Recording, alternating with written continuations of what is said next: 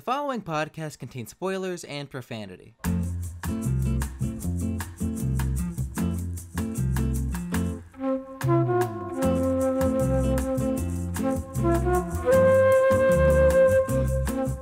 Hello and welcome to episode 40 of the Half and Half podcast. I'm your host, Glem Walker, and with me as always is MarsReviews.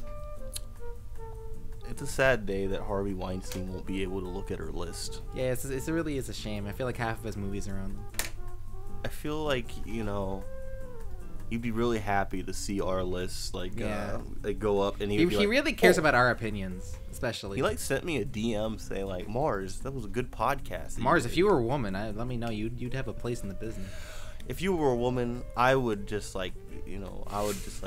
marry you, not have sex with you at all. We could have our own marriage story. Yes, our own. That's a marriage story. It's just about Harvey Weinstein's wife just growing disgusted at his body over the years. I guess that is what marriage story is about. It's just Scarlett Johansson just disgusted by Adam Driver.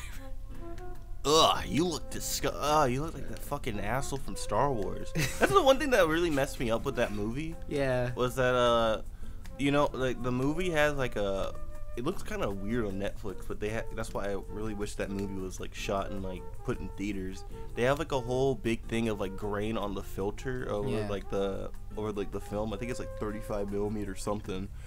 But I kept thinking because of how the movie looked visually that the movie was set in the 80s or some shit. Yeah, it did have that weird feeling. And then I see an HD TV. It's wait a second, what the hell? Yeah, they saw Star Wars and they were confused. They were very confused. Dad, why are you in that? Dad, why is that ugly fucking freak look like you? Why is he kissing her? Dad, what are you doing? Why is he screaming more? More. Okay, Mars, what are we doing here today? Well, we were supposed to do this in January or some shit, but I don't know. I gave my channel the fucking coronavirus, so yeah. So, we're doing this in March. Same thing with this freaking stupid what is it? Look into the entire year of animation thing that was supposed to come out in January for me. Now it's coming in March, so get excited for shit, even though it's probably to come out next week. Still. Yeah. So we're just gonna go over our top 5 movies. Though I have a whole big list of films that I saw. Yeah, you saw more films than I did. I saw a decent amount, but yeah, most of the stuff was just either on the podcast or just not that much. I think we were on the same level, and then I just kind of got fucked. I went on winter break and I got fucked, and I kind of compensated. Okay, I need to watch movies at the end of November or December. So that's how I spent my break. But, that's pretty good. Well, I mean, I guess before my top five. This is gonna be our top 5 best and our top 5 worst. Yeah, I have 3 movies on my top 5, so maybe piggyback 2 from Glem. I think we have one that might be controversial, but we saw a decent amount of shit this year, both bad and good. A lot of shit. Yeah, I don't know. I think I saw more good, but my list is sort of weird because it's off the top of my head a little bit because I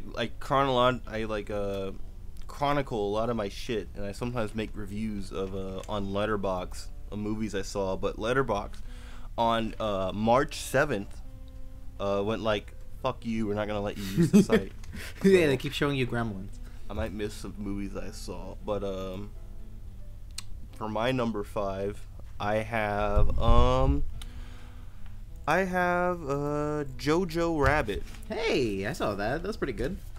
It was it's from Taika Waititi, which he's always been a name that I've seen, but I don't really know much of what he does other than aside from Thor. I was okay, let's see if this guy's cool. Let's see if this guy's worth it. Let's see if his silly last name that I call him Taika Wapipi. I think it says Taika Waititi. No, Pee-Pee. No. Let's see if this guy's cool. And it was great. It was a very weird movie. It was there's a backstory behind this that was really interesting, to where it's the movie wasn't greenlit or wasn't gonna get funded if he didn't play Hitler. Which I find that funny. It was just Taika Waititi wants to make a movie like this, but it's like, I don't want to be Hitler. He was in the fucking. I'm looking up Taika Waititi. He was in the Green Lantern movie. What the fuck? Oh yeah, he seems weird. He's like a. Oh, what the fuck? Director, He looks like he's way younger in that. What the fuck? Does he look like freakishly young? No, yeah, he looks weird. What the fuck is that? It's him. He's like younger and fatter too. Not really. He's just like a whiter chin. Have you seen that chin? That chin The is chin, indicative. yeah. It's a little bit of a chin there, but like Jojo Rabbit was like really good. It was very tense. It was tense in a lot of places, but it was actually like really funny, and it was really feel good movie in like a place that you never really expect to see it. Like I felt like the relationship in the movie between like him and the Jew that they're fucking harboring is like really strong. You kind of got like it really like seeing the development within their relationship, but also everyone gives a really great performance into this one. Like even people that I hate, like that fat what's that fat chick from like Pitch Perfect? I know what you're talking about. I don't know her name for the life of me. I hate that woman. I hate her with all my fucking life. I hate her with every fiber of my being. What have you seen her in that you just hate her? You hate the way she looks? I saw her in Pitch Perfect 2, I think, and I went like, I want to fucking beat the shit out of you. What? Yes, she fucking.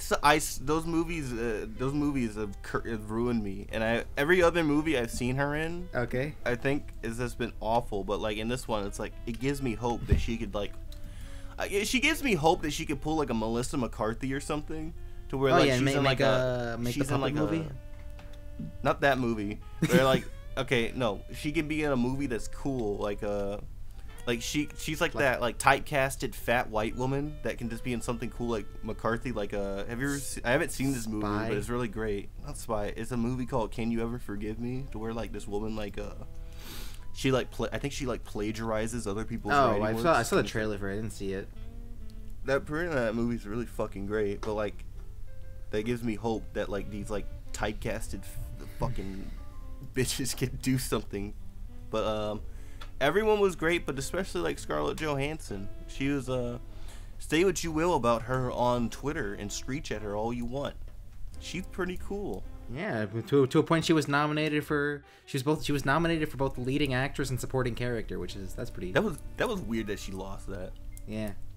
Like what was that fucking movie of like that movie that chick won and then she went on stage at the Oscars? That was Renee Zellweger. She was like either drunk or retarded. Like I don't know what the fuck was going on. Like yeah, I don't know. That was weird. Like and also like didn't she went right after fucking Joaquin Phoenix. So I guess like I don't know. Yeah, she was just like Joaquin Phoenix comes up on stage and gives like a big fucking like speech and like a rousing really speech about the state of our actual society. Yeah, about like animal rights as well, and then she just goes like, "Hey, I didn't think I'd be here. Whoa. I didn't have anything to say. Whoa." No one saw the movie I was in. But it was really freaking great. I'm really excited to see what Taika Waititi has to say with other movies, because he's being like groomed into he's being groomed for like other movies. They're trying to groom him for fucking Star Wars, and I think he kind of sees like, no. I think he looks at Rian Johnson and goes like, no. Rian Johnson will never ever live that down, and he made a great movie this year. He did make a really good movie. I'll say that. I'll say that. I guess I don't know if it's on my list though. Yeah. Is that on yours? It was in my honorable mention. Okay, mine too then. Whatever. Oh. I don't know. I did like that. Yeah, Jojo Rabbit was a lot of fun. It was just like a good blend of like that, and it's like a good. Well, it wasn't like a kids movie, but it was like adolescent. There was like in like a really well. Like, you can tell. I think this is a little bit of like you can tell a little bit of a good director if like. Not always, but like if they can direct like child actors and not make them look like shit. Yeah. I feel like that's a feather in your cap, because like every child in this one is really good. Like the main guy and that little fat kid, that like shoots the rocket launcher. Like every one of those are like good, and like those teenage like little Nazis are fucking great. Yeah. there's just like there's like a lot of little bits. Stephen Merchant, Sam Rockwell, really good. I forgot he was in the fucking movie, and I remember like remember now, but like I didn't in the cast list. I was like, I remember I saw that and I was like, what? And then when he showed up, he was in one of the more tense moments of the movie. But like Stephen Merchant, he's not in it that much, but like his presence is fucking weird in that. Yeah. But JoJo, really good. Probably is on par with pretty much all of these movies. Pretty much on par with each other for the most part for me on my list, on my top 5. But it's just the one that I liked a lot, but probably not as much as the other ones. Yeah, that makes sense. I don't know. Okay, what do you have at number 5 for you, Glem? You know, it's fucked up. I know what my next 4 are, but like number 5 is just like, okay. Put Alita Battle Angel. No. I like that movie a lot, though. I did like that movie. That movie was surprisingly enjoyable. I thought there was gonna be not a travesty. I just thought there was gonna be Speed Racer Part 2, and I guess to a certain extent it is. Yeah. But I like it much better than Speed Racer. Was the whole thing that it didn't make money, or is it? Like... It didn't make that much money. I don't think it made that much money. Shit, because I want to see the sequel. Yeah, I wouldn't want to see another thing for it. But you got the manga, you got the OVA. Whatever. I wonder if people like forgot about it, because I was seeing like people say like the anime curse has not been broken. It's like the video game curse hasn't been broken. No. Yeah, number 5 for me. I'm gonna actually put Did you see Dolomite Is My Name? I got to the I started it, but I never finished it. I got to the actually not really that. I think I watched the first 10 minutes of it. It was fine, but it was not anything it didn't grab wrong you. with it. It just I was like I have ADD, ADHD, and I like a movie has to be like really immediately to get me, or I have to be either like fully attentive, and I wasn't with that. But I got to the part where they're like talking to Snoop Dogg. That's like that's not very far into it. But I wanted to see it because Eddie Murphy is apparently it's really good. great. I like that's my number 5. I'm gonna say that I liked it a lot. I felt like it was just like.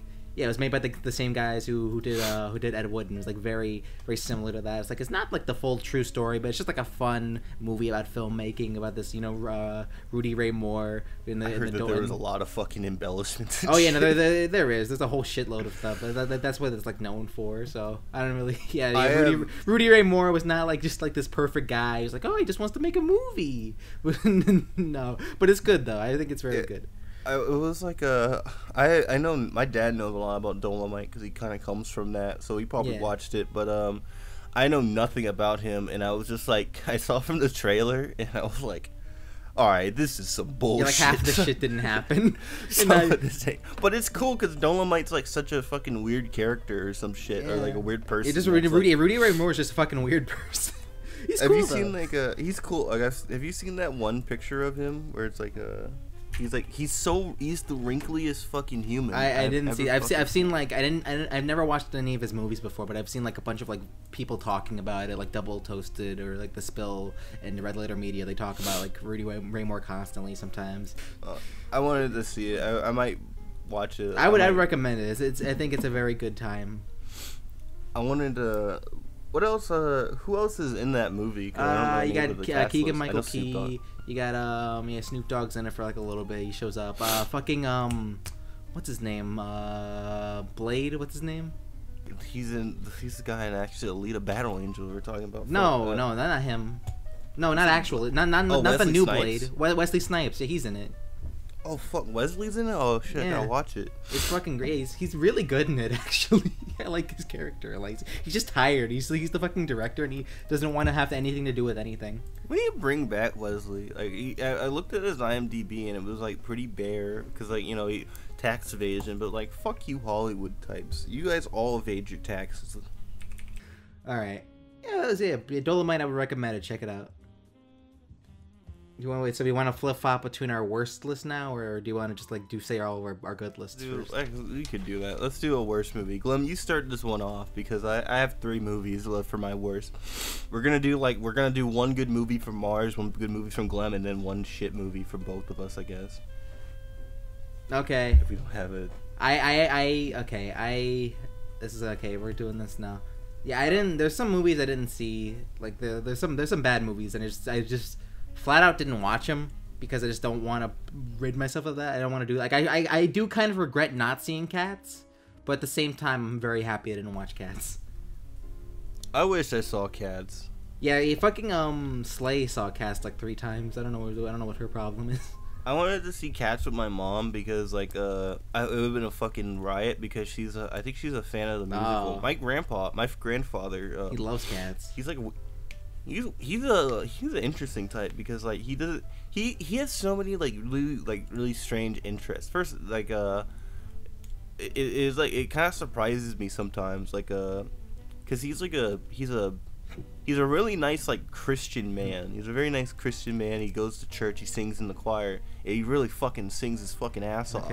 But like it is just like weird. I was sleeping at his house and he just like came home. I'm sleeping on the couch like, Grandpa, what are you doing? It's like, oh, every day at 3 o'clock I gotta come home and watch E and watch Chelsea Handler. And it's like, okay. It's like a weird 60-year-old man activity. And then like I go into his fucking like his little room and it's like fucking shitloads of plays, and it's like but it's like he's like ex-military stuff, so ex-military, ex-Navy, and he has a room full of fucking like model planes. So I'm like, my first impression of him was like, this is gonna be a big room full of fucking action movies in his DVD closet. It's like, no, it's just a bunch of fucking like romance movies and fucking like musicals of like Cats. All right, good on him. Yeah, it's though. pretty hard. It's interesting. All right. Okay, but yeah, I wanted to see Cats with him because his heart would have fucking he would have stopped in the middle of seeing Judi Dench.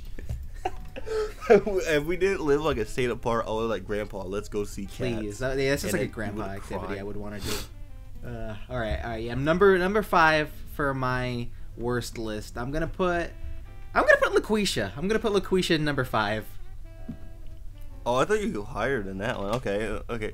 No, you'd think, this is it's a list of the worst things I've seen, and I do think LaQuisha is like legitimately a fucking awful movie, and I think it's LaQuisha is honestly the worst movie, but it's so funny. It's also offensive. It's racist. It's fucking like it breaks certain like things of like, I don't know, like convention of writing. Like it's. I guess it's also just the fact that I didn't have to pay for it, and so yeah, I had to like do that. I don't know. I watched it twice. I watched it with our friend group, and I watched it with you personally. Is the guy racist? Like, it just seems like this was a pet project for him. He wanted to make this for like years, apparently. No, but is he like? What is his like description of like? What kind of political beliefs does he have? Because it seems like I watched the movie, and I don't think that he's like a flagrant racist or anything. But I think he's just an idiot. And also just like while the movie is offensive and racist, surprisingly I didn't get mad at it. I can legitimately say that, and whereas like most of the movies on my shit list have got like they got like something out of me. There's like really like terrible editing. Oh, there is. Like to where like it's like so bad that I'm like, those fucking guys that make like those like African Kenyan movies, just like the 2060. Yeah, I was like, there's editing better than that one, and there's like effects better than that, and I was like, my favorite one is like the bus, the bus where he fucking has like the LaQuisha ad. He just like filmed it with his phone camera and just like went to like it's not stabilized at all. It's just like a JPEG just put on there. Yeah. It's just like everything is like it's like a perfect storm of like terrible acting. It really is. The story makes no sense. The ending is awful because it's like you would think that a person in this one would get their comeuppance or anything, but like he doesn't. He kind of like, I lied to everybody that I was like a racist like caricature of a black woman, and then like everyone's like should be hating him, I guess, after that. But I was like, no, it's just like honestly, like students do better. It's like that's an actual thing because like it just looks like so bad. Like the lighting is fucking terrible in like every fucking scene, like almost every fucking scene. His black best friend is like, I don't know where the fuck he's from. He just looked at this shit and goes like, yeah, do Joe, you, man? Yeah, keep going, Joe. Oh, Joe. Oh God. He's getting like jerked. Every fucking character like jerks him off in the movie. Yeah, it's just like he gets with the black chick he wanted to get with at the beginning, at the end. The editing's awful. Like the part where he's looking at the TV and it's just like two black women arguing, and it just looks like the low rent Jerry Springer show, which is like two girls on a green screen, and it looks awful. What was the fucking message of the movie? I can't remember. I have no idea. I think my favorite one was like when you weren't there, but when the first time we watched the movie, near the end of the film, like literally like the last shot of the film, like right before they cut to something, and I think there was like a problem with his editing software because we got like an error message for like a split second. Oh, it was like a and it's like red fucking thing. Yeah, it looked like that. It wasn't Adobe, but it was like something to that equivalent. It was just like, great, wow, this is bad. It didn't even get to end off on like anything. Yeah, and also just the fact that like this is not my worst movie of the year. I think that really says a lot about the next couple worst movies of the year for me. Because, like, I don't know, this is just kind of misguided towards this guy. Like, I don't fucking know what's up with him. Like, whatever. If he's just one guy, whatever. It's on Amazon Prime. If you don't want to watch it, just don't. The rest of these movies are like multi-million-dollar motion pictures that I had to pay for in the theater. I was so fucking heartbroken when you guys were like watching it, and I was like at work. And I was like, no, no. Yeah, because like it just came out, and like because like, it got pulled from theaters. It was originally gonna come out in like theaters, like a select release probably. Yeah. Okay. What a shame. Okay, so Amazon saves the day yet again. Thanks, Jeff. Okay, so who's going? I guess it's me. Okay, movie that I like for number 4. Movie you didn't. Movie I didn't like. Yeah, it's your turn. Okay, so a movie I did not like was I had Ugly Dolls. Oh, you don't like Pitbull? He was the best actual part of the movie because he was the best character. This is just like a movie that like you just like talk down to fucking children. It was like so like terrible. It was full of like copy pasted like fucking characters, like every like humanoid, because like they're all based on like a fucking like one guy. Like Nick Jonas is like the main villain, so he's like super bitter about it that like, he won't get hugged or some fucking shit. This is like a movie that you put on your kids that like if you're like 4 they'll probably love you, but if you put them like on for them when they're like 8, I swear to God they're gonna want to fucking kill you in your sleep.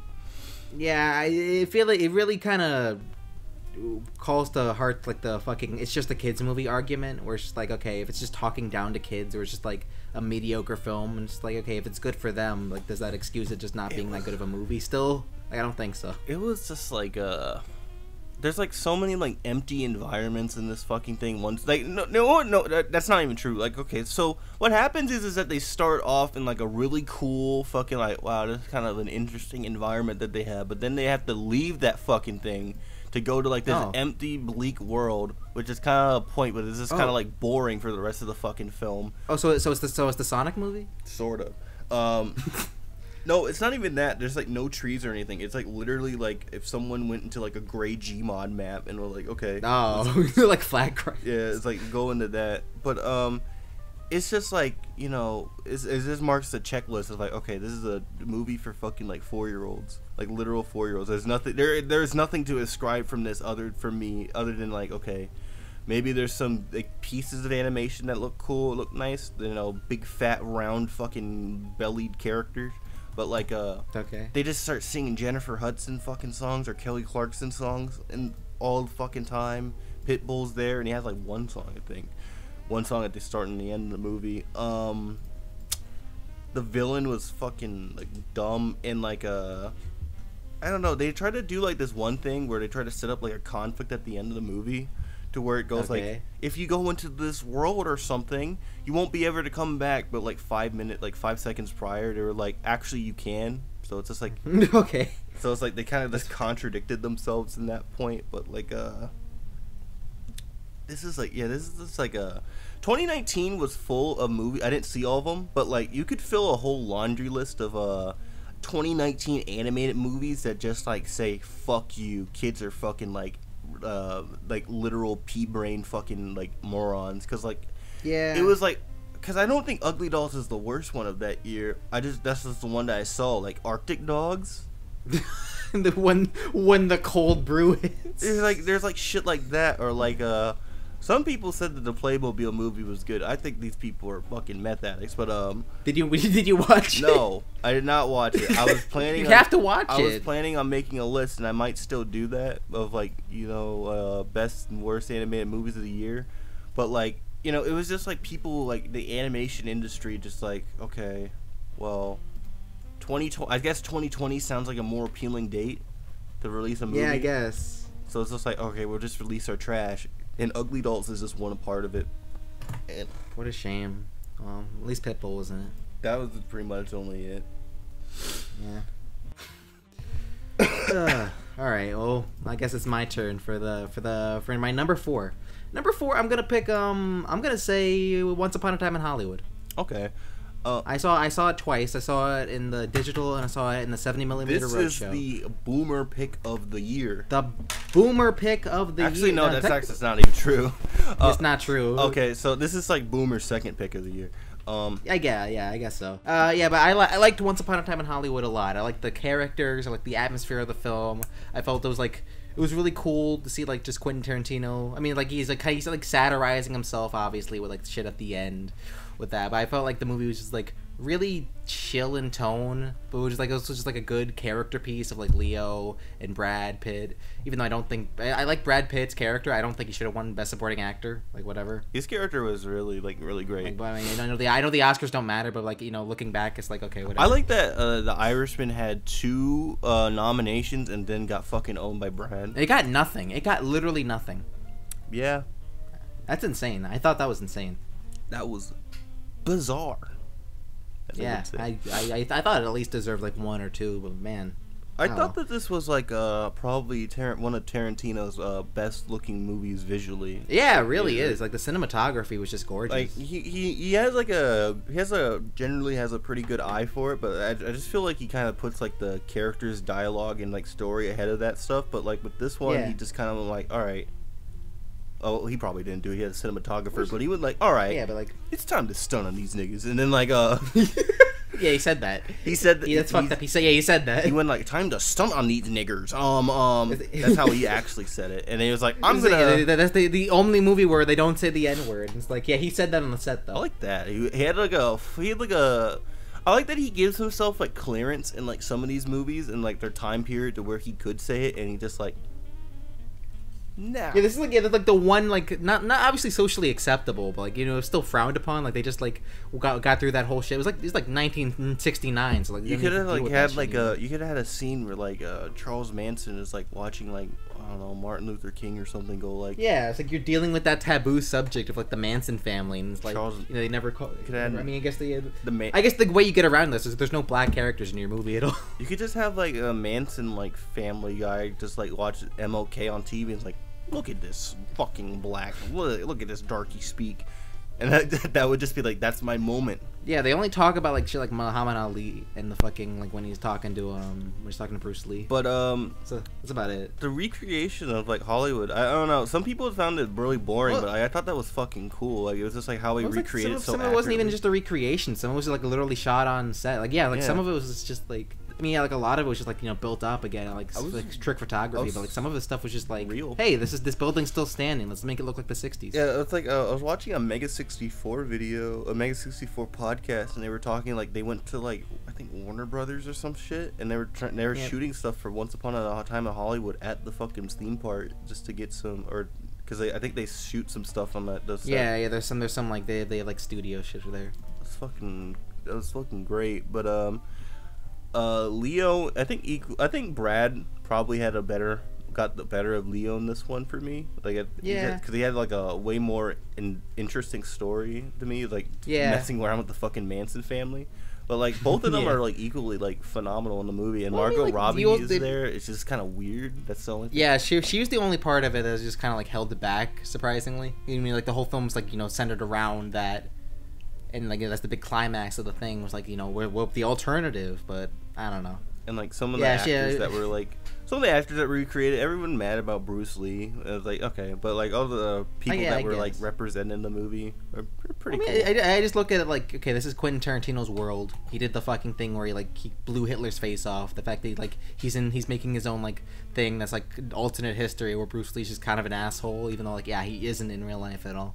Like, it's not like just like that's like disrespectful. I mean, it's just not him. Yeah, but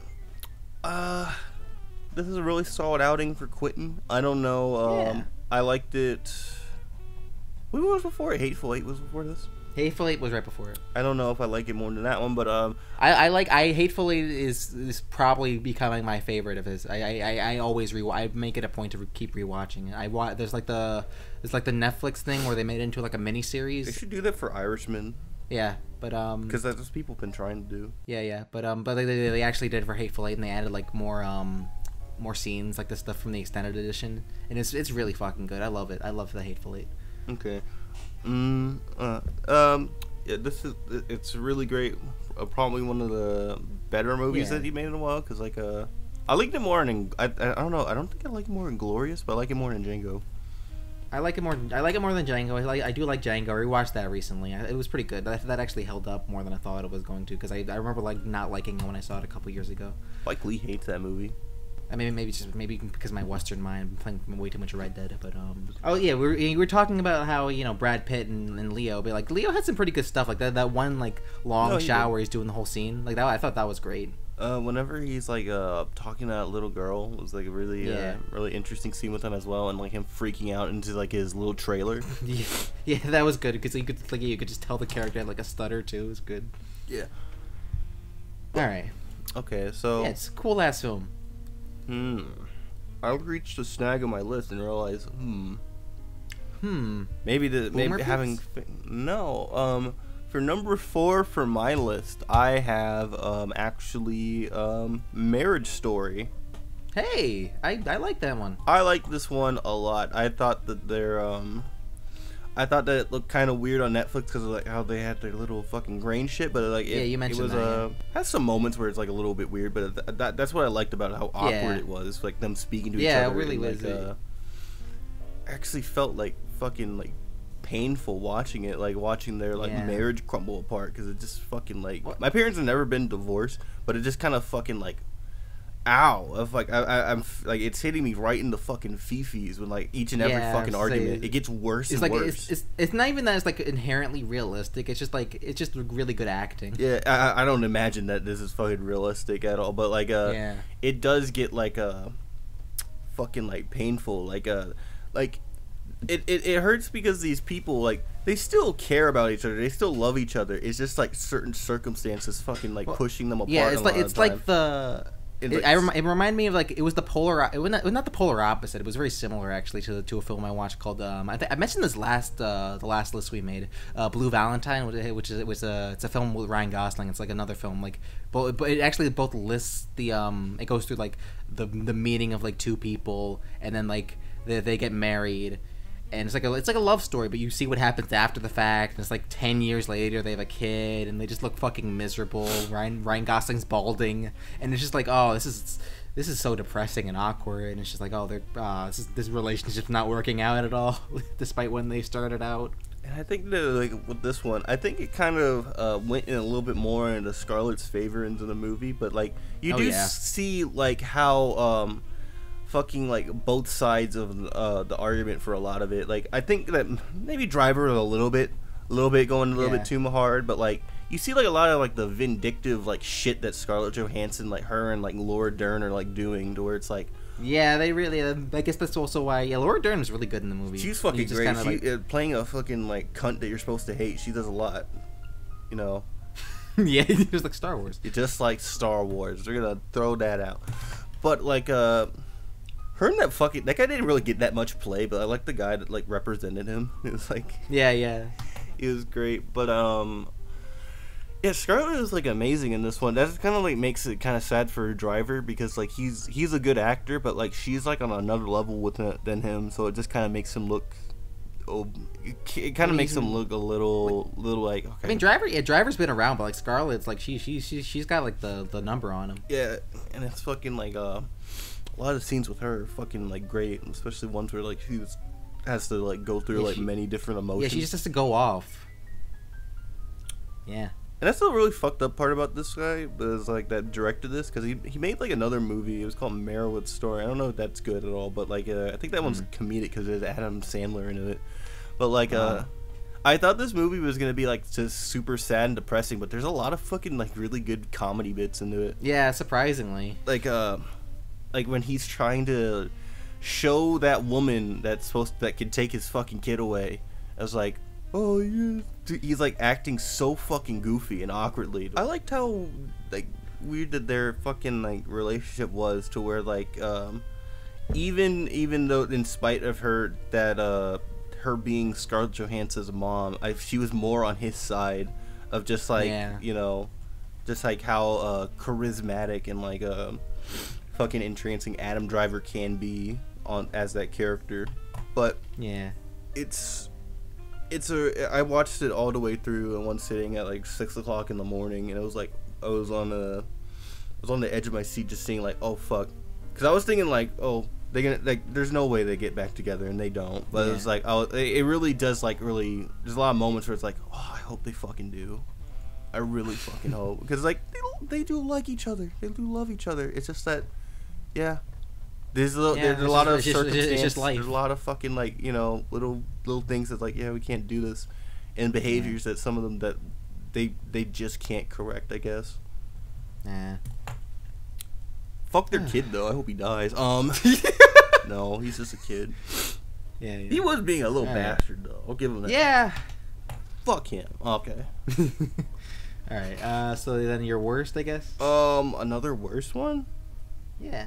Oh no, wait, you went already. So I guess it's just back and forth like that. Never mind. Yeah, I guess it's your worst. Can I put mine out? Because I don't know where you're gonna put this one, but why not? Because I only had two, and you put I already used up. You put I had Loquisha as one and Ugly Dolls. My third one was Rise of Skywalker. Oh, that was gonna be my. Hey, I think that was also my. No, that's my fourth one actually. Okay, so it was actually, yeah. This one was just embarrassing. Yeah. It was absolutely like, oh my god, this is like Hollywood is like fucking shitting their pants right now and how terrible this is. And it's nobody, and the thing is that it's, everyone will say like it's Rian Johnson's fault, and I don't like Last Jedi, but I will not put that on. I'm putting this on the fucking I'm not producers. gonna put that on him. I'm just gonna say that like, I don't know, I can, I'm definitely not gonna say it's his fault like solely, but like I don't know, like, at the end of the day, this is a result, like even like partly a result of what Last Jedi did to like Star Wars and the perception of it. Because that's like as soon as Last Jedi came out, that's like when people started to turn on Star Wars. This is gonna be one for like when up and coming producers come into Hollywood, where they'll just warn of like, hey, they're gonna be talking about this shit and using this as a fucking history lesson, because this is just colossal like that. Because like it really, Star Wars should be like making like $2 billion, $1.8 billion each. Well, I mean, Rise of Skywalker made its money back on like something like Solo, but like it's insane. It is insane that just like how people turned on it. Like Force Awakens came out and people were like uproaring. People loved it, and then they saw Rogue One, and then people sucked its dick. They liked that one too. And then The Last Jedi came out, and then like, oh shit, Star Wars is starting to fucking suck. The toy sales are no one saw Solo or Star Wars now. Yeah, and then fucking like literally no producer had like Kathleen Kennedy is like, fuck, her life, her career, like she'll find some other work, but like her fucking perception is like ruined now, because she just sees as like this fucking like cancer you put into the fucking well, because like and like the people that are above her are looking like shitheads because they didn't like tell her like, yo, fuck this shit, knock this off, make the movie. And it sounds really bad because it's just like, you know, I think generally we would be like, you know, let the director do what they want. Like I think that would be cool, but the problem is that that the decisions like kind of just fucking like upended the fucking whole like franchise going forward. It really did, because they didn't know what they were doing, and it just like the right, like it just felt like they wrote themselves into a corner, just like because they started off with Force Awakens like, hey, we're doing it with J.J. Abrams, and we know he likes his mysteries, he's gonna be setting up shit just like he did with Lost, and like, oh wait, no, why the fuck they make like a movie and then just have like 3 different directors, have them not fucking speak to each other basically at all, and then have a producer that's so chicken shit to just like do what their superiors would want them to do.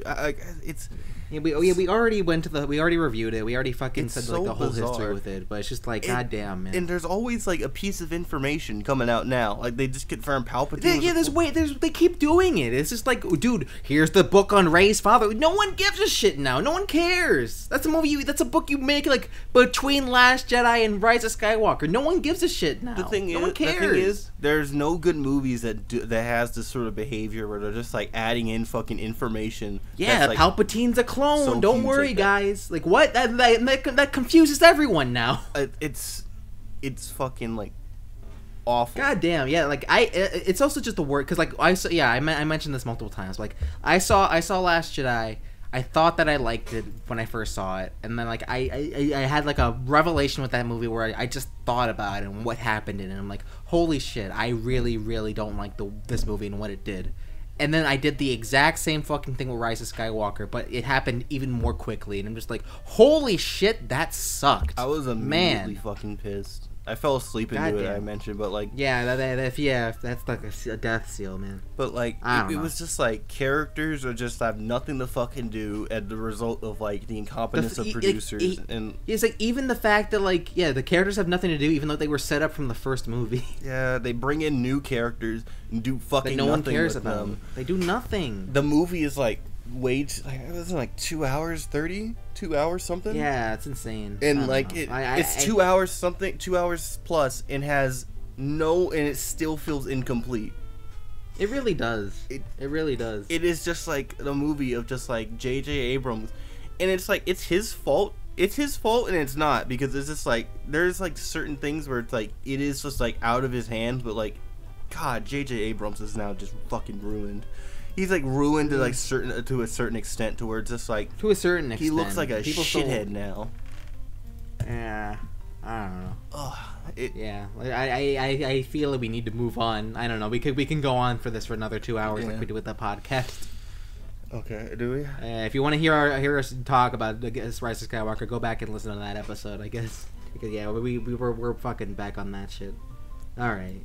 Star Wars is over. Okay. Mandalorian. That's your word. That's your number. That was your number 3. I think so. I only had 3 movies. I only put LaQuisha, Ugly Dolls, and Skywalker. If you need to skip one, you need to. Right, you don't have to force one if you can't think of one.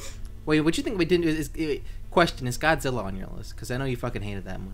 Actually, yeah, I hated that fucking film. I did not like it at all. Like the first one was like.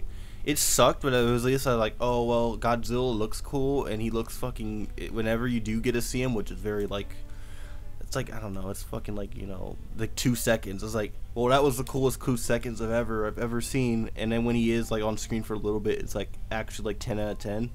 And this one, he's on screen a little bit more, but he's still kind of gone for a lot of it. You do see a little bit more monsters, and Mads Mikkelsen's in it, and he's okay, but like I didn't know that, but I mean I guess that's not really a saving grace. But it was just still boring. It was still just piss boring. Like all the acting was, some of the acting was fucking terrible. The fights were just like they were okay, and what else was in it? The story was just fucking like really shit, and everyone just like just go like, oh, it's Godzilla, let's look at the story. You're supposed to look at the monsters. And it's like the monsters are lame too. Yeah. I don't know. I didn't see. I wasn't going to see it anyway. But then you warded me off of it because like you just randomly started texting me and like, hey, I'm watching Godzilla. It's like the new one. Yeah, I'm in the theater right now. I don't know why I'm here. I don't know why I'm here. I think we were supposed to do something, and I actually like, oh, my dad's like, we're going to see Godzilla. It's like, I'll go see Godzilla, and then immediately when I got sat in the theater, like, oh wait, I'm not supposed to be here. You just got mad. I was like, fuck, why am I here? So I'm. You know what? Even in spite of that 2 shitty Godzilla movies, I'm gonna be like, you know, I'm gonna see Kong versus Godzilla first day because I want to see a big monkey fight a Godzilla, and then it's not gonna happen for half the movie. So. All right. Well, we'll get that out of the way. So I guess that's your number 4. Then you talk about Rise of Skywalker. So. Yeah. All right. Let's go back to good shit. Let's go back to good shit. I guess it's my turn again. All right. This is what number 4. So I'm gonna say, number 3 for me. The top 3 films that I saw this year, I liked a lot and I watched multiple times. I don't know. I'm flummoxed between whether I liked one or the other for 3 and 2. I'm gonna say number 3 is Parasite. I like Parasite a lot. I like Parasite a lot. Parasite was really good. It was like a rigid. It was not like it was a good original story, and it was like brilliantly directed and looked beautiful. Yeah, it was a really beautiful fucking like south from like Bong Joon-ho. It was a very it's a very political fucking movie, and it didn't really like it wasn't too obnoxious with it. It was kind of like you can just kind of get it. It's like really fucking like great. It looked great. It's great. Fucking hilarious too. His characters are just likable for like half of it. Like character like in like I think he shifts because like in the first start of the movie, you know, at the start of it, you just kind of just like, you know, you just see this like poor family. You really like the family a lot. You really like the fucking, family, like, but like you kind of like in spite of that, like you kind of just realize that they're kind of doing something wrong, and then like later on the end of it, that like that behavior kind of switches. It goes like, no, fuck these people. These people. Fuck these people. No. Fuck these like these blowhards. At first, I was just kind of like, That's what Dad says, and he certainly shows it. Yeah, it was just like it started like, okay, you know, these guys are rich, but it's kind of bad. You kind of feel bad because like they're just getting fucking like gaslit and fucking like. Well, it's not even just that. They're ruining like the lives of like the other people, just like who worked for them beforehand. Yeah, and then you like see everything. You're like, okay, yeah, you know what? I don't care. I understand where they're coming from, but like, goddamn, man. Yeah, all right. And then, oh my god, and the fucking like I mean, we're not going to talk about it. I guess we're not going to like, talk about like the spoiler part, but like the actual fucking reveal is insane, and that gets me every fucking time. Oh, what like the reveal, like the reveal, like you know the fucking like that scene.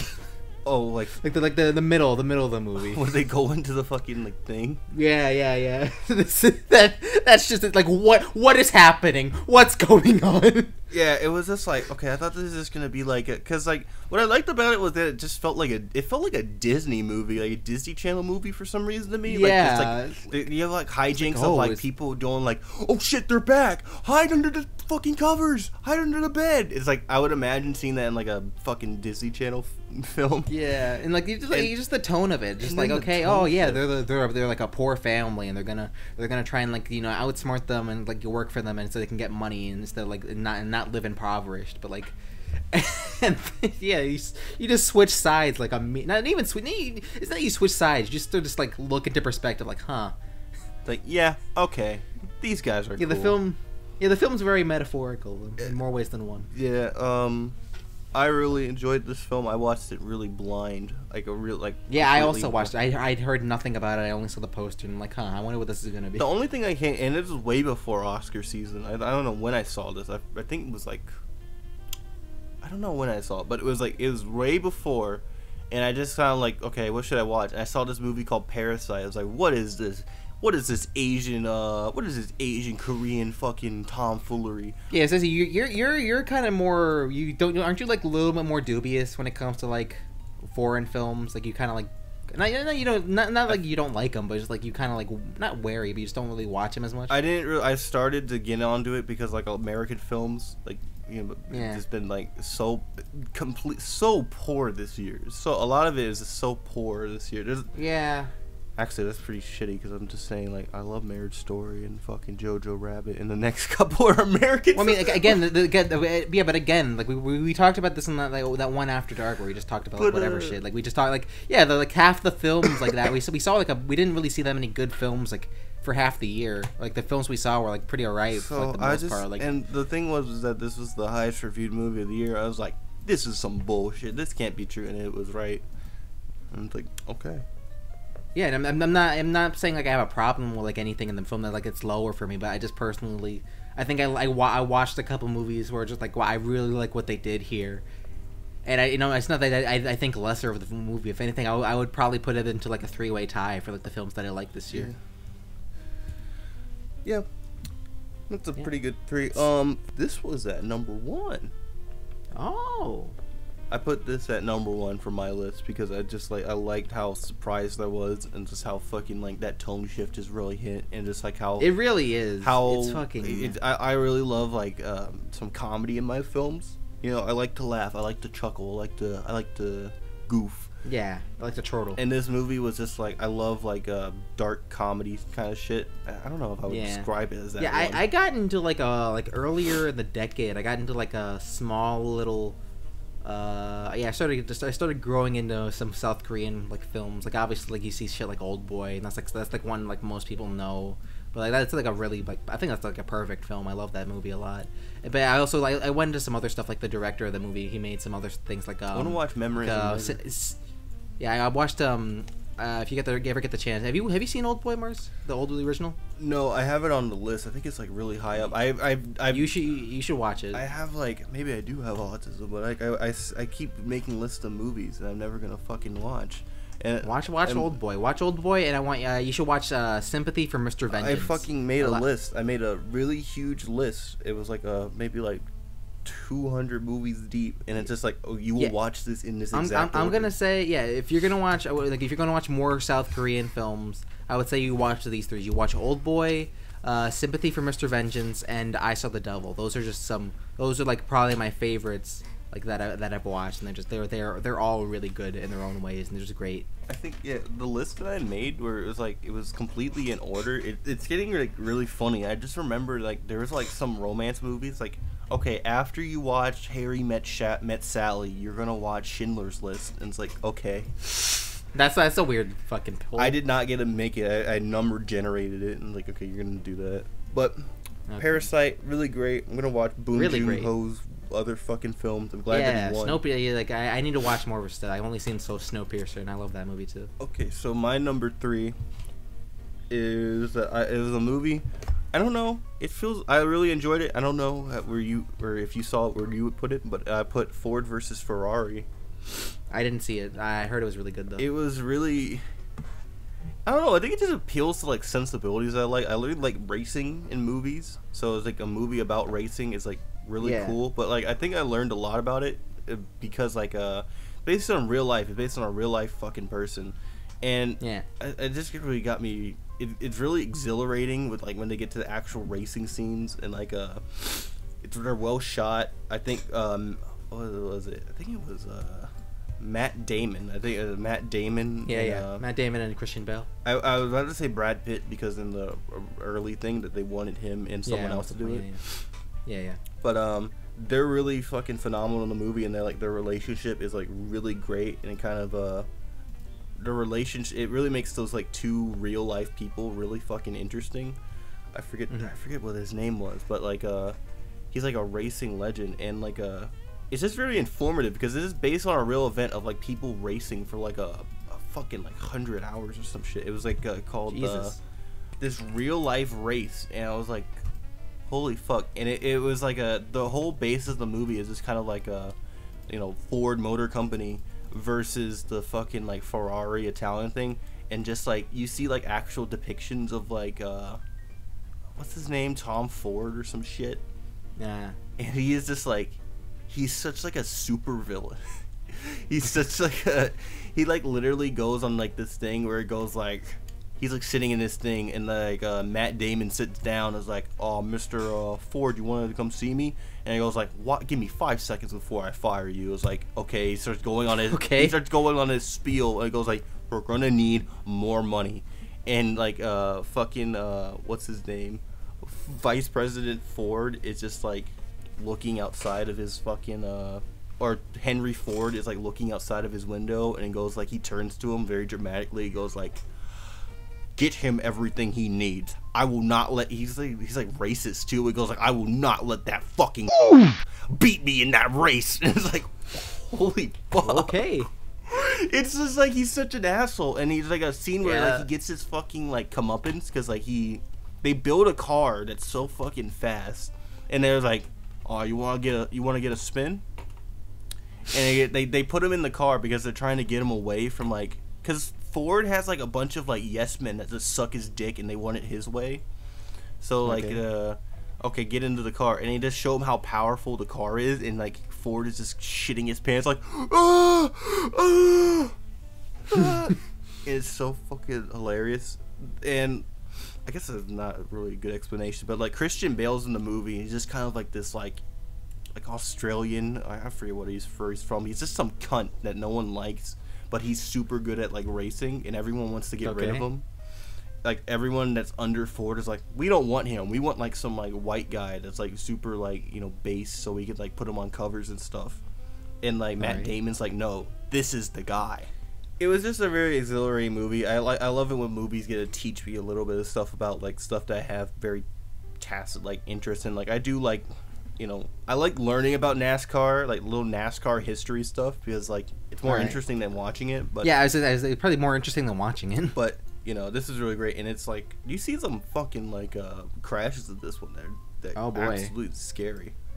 Damn. Oh yeah, I'm gonna I'll check that out. Yeah, and this is the guy that's supposed to, James Mangold was supposed to take over Indiana Jones, and after this one I have more confidence because Steven Spielberg's been, like, you know, he's been great. You know, 2010s he does have some movies. He has Tintin, he has Bridge of Spies, and you know some other stuff. He has Ready Player One, but he also has like a bunch of fucking shit.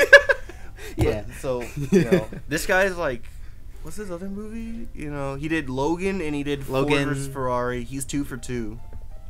That's it. So. All right, that's pretty good. Really good, really great movie. Go watch it if you like racing, I guess. I think this is where I had like a little snag in my list because you might understand it. I'm sure. I don't know. I guess it's I guess do we say like what? You said your worst? I have no more, 3. So you have to fill it out, and I'll probably agree. Oh, with you. for the worst? Yeah, this is your category now. This is I guess it is because I saw some shit last year. Oh yeah, number 2's Hellboy. I saw that too. Okay, I can put that. I can agree with you on that. Yeah, number 2 is Hellboy because actually, I was more pissed at Rise of Skywalker than Hellboy, and I probably like Hellboy more. Yeah, but like Hellboy was just like a bad and like I don't know. I just felt like I was wasting like my time in the theater. That like came out that's supposed to come out in like the 2000s. Yeah, the 2000s. Where like they just don't understand like the source material at all, and I don't understand the source material, and even I was like, this is some bullshit. I guess I don't know. It was either gonna be Hellboy or it was gonna put something like Medea on here, and I'm like, okay, I already put LaQuisha, and I think LaQuisha's worse. Well, yeah, LaQuisha was last year. We did with LaQuisha. No, Medea. Medea. Okay. Yeah, I saw this and it was fucking like we were just laughing. The opening scene looks so terrible. That's what I remember. It's awful. It's awful. I don't know. I just felt like I was while Rise of Skywalker got me mad. I can remember it. I think the worst thing you could do is either not be memorable or just offend me. Just for like being in your fucking theater, and it's just like I don't know. I remember almost nothing from Hellboy, and I just thought it was a waste of my time. I remember it just being really I thought it was a waste of potential too, because I like Hellboy and I like the original Guillermo del Toro movies, and they were just like really good. And like this was like a chance to like try and do it in like a better way, but no, it didn't. I think I remember you were like talking how I have like a sixth sense and like spidey sense for like product placement. I remember like. In the trailer for the thing, there's like a really Monster Energy drink. Yeah, there's a really prominent Monster Energy drink right behind them, like in like that shop, like every conversation. Yeah, it's annoying. But like, yeah, this is just like, it's just weird. You got Mila Jovovich. She was the villain. She's gonna be in the new Monster Hunter movie. The thing was about this one is that I think that they realized like we're making some shit, but like they were just like, yeah, but we need this to do big numbers. And it didn't. It didn't. I don't think. Wasn't the whole meme was that this was like, oh, Endgame's about to come out, and like, oh, yeah, I was gonna say, this thing came out in April. It's like, oh my god, you guys are like, you guys, what the fuck? Like, they want to have it both ways. Like, they just like, we know we're making shit, but we want money. But it's like, I think one of the funniest like things I saw was like, you know how like the Rotten Tomatoes, they do the thing where they announce like what a fucking what like a cool rating is, like Little Women got like 95%, like pretty cool like that, whatever. But like they do it, they kind of hide it for things like the Sonic movie or things like that. And like I think Hellboy came on, there was a video that's like the percentage for Rotten Tomatoes going up, and then it immediately goes down to like 30%. That's what made like Rise of Skywalker so funny, because they're like showing like a fight scene of like Rey and Kylo fighting super epically with like John Williams score blasting. It goes like no, and it just like the score is just like 52%. It's like that's pretty good. Yeah, I don't know. I don't really want to talk about that movie. The movie wasted my time, and I just don't like it. So I think it's one of the worst ones I saw this year. It's aside from number one. Touch of just making like a terrible, like on that level comic book movie. Yeah. It's not even it's like cool because it's like garbage, You know, it's better than Yeah, like like some even like the most mundane and like the bad Marvel movies. Like I'd rather watch them than I would ever watch Hellboy again. Yeah, I like how garbage it is though. Okay. I guess number 2 for you. Oh yeah, are we on number? Yeah, I guess we're on. No, I don't know where is it for me. Yeah, number 2 best. Okay, number 2 best is a film that I really enjoyed because it had a lot of stuff. It had a lot of stuff that I'm really interested in. It was Uncut Gems. Mine's also Uncut Gems. Okay, so Adam Sandler is great in this movie, and it's great in an actual serious way. It's great in a fucking comedic way, and great in a visual. It really it's great is. in a visual way too. Yes, it is. Seeing his stupid fucking face walk down like New York, goes like New York. Hey KG, don't you got a game today? Yeah, just the dialogue, the sound design, because like half of the movie is just people yelling at each other. Yeah. And it's just like you see it in the theaters, and it's just like, oh, it's just a wall of noise like coming at you while you're just watching these people argue about like the fucking opal. I liked how weird that shit is. It's like, okay, it's like they introduce, it comes back around, but it just kind of felt like, are they gonna go to like some African country or some shit? Like, no, they could. Yeah, the movie starts in Ethiopia. Yeah, Ethiopia, and it's like, okay, what? Like, okay, it has a prominence. It just feels weird. It's just like, oh, I thought they were gonna go there, but like, no, it's just some weird Ethiopian shit. I mean, yeah, they do go back to it, and I think that's my favorite scene when like he's like finally like cutting in the deal with Kevin Garnett. And he's just like, "This is how I fucking win." It's like, yeah, I rewatched the movie like 2 days ago, and I fucking love that part. I like how believable that. We're just part like is. we're gonna bet all of it. I like how believable. Yeah, that Adam is. Sandler. Like how like if you know KG, it just seems like it's ludicrous, but it's like it is like KG, and if you know him, it's like he would do some stupid shit like that. Does it say, yeah, like the movie's a timepiece too, because it takes place in like 2012, and it's about a real event, even though like the actual parts in the movie are fictitious. That's what I liked about it. It was like I liked how fucking involved basketball sports betting was, and I was like, that's kind. I don't bet on money, but like I love basketball. It's like, huh. I thought this was just gonna be like some crime thriller or some shit, and it kind of is, but it's like, no, this is just like Adam Sandler makes some bets with like shitty people's money, and then they're just like, yo, piss ass, give me my shit back, and it's like, no. Let's They punch him in the throat. Ow, don't punch me in the throat. Lock you in the cage. Look at the basketball game. Yeah, the climax too. They're just sitting there. It's so fucking. He's just freaking. It's like the least cinematic climax ever. Yeah, it's just like the ending was just like predictable, and it's not even bad. It's just like, no, it's actually really good. It's just like, all right, dog, you cannot be like this annoying asshole that is. Adam Sandler's so unlikable, but you want him to win. You want him to fucking win. Yeah, because like, you know, the guys that like they're an asshole, but it's just like, no, they're not. They're just like, you're using my money to bet on fucking games. You can't do that. Fuck you. I mean, like, oh, just like, yeah, like the pieces of comedy, they're like, that aren't even like, most of them aren't even like intentional. Like, oh, this is supposed to be a funny joke right here, but some of them are just like little things the character says. Like when Lakeith Stanfield comes, like, yeah, I just got done talking to Kevin. He's up in Philly, and Adam Sandler's like, oh, let's go back. It's like, it's 2 hours away. It's like, yeah, we're gonna drive there. And it's like I live in the fucking you know, I live in the tri-state area, so I've driven to Philly before, and it's just like, that's not true. No, it's like a 2 hour drive, and it's just fucking funny to me. He's like, yeah, I know the drive to fucking Philly. Oh my god. It's just like, just imagine like Lakeith Stanfield having fucking Adam Sandler in the passenger seat for 2 hours. He's like, I just drove back. It's a pretty like it feels like a really New York kind of movie. It doesn't like it's not like, it's not New York and like, look, this is New York, the environment. It's like New York, some of like the scummy piece of shit of people that you'll find. Yeah, it really is. It's just like, yeah, he goes into like the apartment. It's like, this is where the guy from Good Times was. That's sad. Yeah. It's kind of a fucking dig on him, but I bet he needs some money. But like, yeah. He just shows up. Why is he there?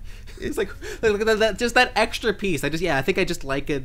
I just like the movie a lot. It's just like thinking. The more I think about it, the more I like it. And just like the little things that they did. I like all the fucking the time period, like the weekends there. They have like a scene with him, and that's just funny as fuck. It's just like the memes of it is just so funny. Like you just like so many images that you can just throw out as like, yes, I love it. Like I love the one where they're like, this is how I win. The fucking the phrase, this is how I win. This is how I win. Come on.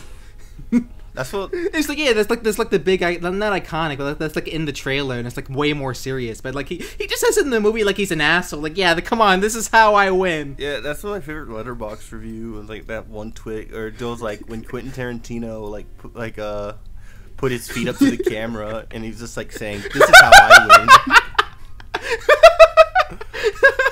It's like, yeah, I can't say the N-word anymore. I'm gonna get my feet on here. Yeah, it's just like it's just nice cock, it's bro. the Truly funniest uncut. movie I think I saw of the year, but it's the most tense one where like my heart is pounding. It really is. The fucking climax is great. It's so fucking. Oh, you're just on the edge of your seat. It's just like it's the perfect movie if you like basketball, I guess, a little bit. Yeah, I don't even care about basketball. I just liked the movie. I just thought it was like really good, and it just got me into it. Yeah. So that was like a trip, and our friend got like a script of it. I'm jealous 'cause I love this movie. Yeah, Jared. Yeah, it's pretty cool. Oh, yeah, that's great.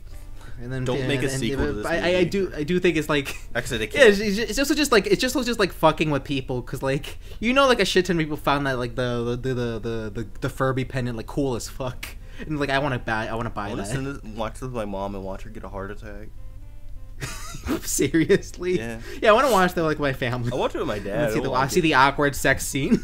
Oh my god! All right, that's good. That's great. I'm happy. We had the same number 2. You already said your number 1 was Parasite, so I guess. Yeah, this is where I had like a conundrum when I looked at my list. I was just like, I feel like I'm missing something, and I was like, oh, The Irishman, and I was like, yeah, The Irishman. I guess I can say now. Yeah, Irishman is my number 1 film. I watched that movie. I've seen that movie like 3 times already, and I never get tired of watching it. Irishman is like a movie. I said this before. Irishman is like a movie that's like it could be number 1. But the conditions for where I saw it were so poor that it's just like. Did you watch it? Did you see it in the theaters? No, I saw it at my fucking cousin's house with a bunch of people talking in the background.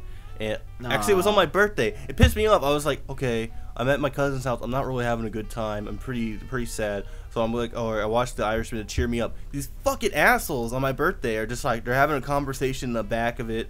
They're fucking the dogs, like everyone's fucking dog is there, so there's like they're fighting each other, making a fucking ruckus, running around and shit. My dad's asking me questions in my ears like, oh, what is this, what is that? So I'm trying to focus on The Irishman, and it's like I remember a lot of events but not all of them, and I was like, I'm so pissed off that I got like my Irishman cherry, it could not get popped really hard. As I say, you watched it in the Martin Scorsese's like preferred way, where you just like you watch it on your DS. I'd rather fucking watch it on my fucking DS than that.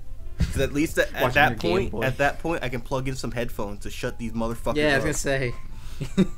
I love The Irishman. I felt like it was just like a really good, well, not return to form, but just like it's just another movie. It's another movie. Yeah, it's just interesting. It's just like stuff. A good story. It's like interesting to like see the way it was told. It's like it's like some mafia. Like another so it's a return for like Martin Scorsese to get back into like the mob corner sort of things. So it's like a callback to Goodfellas. There's like a completely different spin on it. It's like, hey, yeah, this is the guy during that time, but he goes through like a completely different thing like Henry went through in Goodfellas.